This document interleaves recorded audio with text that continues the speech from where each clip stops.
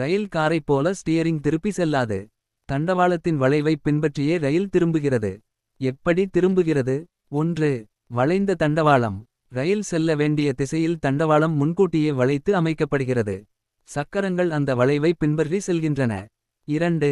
Cone வடிவ சக்கரங்கள் conical wheels. ரயில் சக்கரங்கள் முழுவதும் நேராக இல்லை, சிறிது கோன் வடிவத்தில் இருக்கும். வளைவில் செல்லும்போது வெளிப்புற சக்கரம் சற்று பெரிய டயமீட்டர் உருளும், உள்புற சக்கரம் சற்று சிறிய டயமீட்டர் உருளும். இதனால் இரு சக்கரங்களும் ஒரே அச்சில் இருந்தாலும் வளைவை எளிதாக கடக்க முடிகிறது. 3. போகி. ரயில் பெட்டியின் கீழே இருக்கும் போகி சிறிதளவு இடது வலது பக்கம் சுழலும். இதனால் வளைவுகளில் சக்கரங்கள் தண்டவாளத்துடன் சரியாக ஒத்திசைந்து செல்கின்றன. 4. Wheel flange.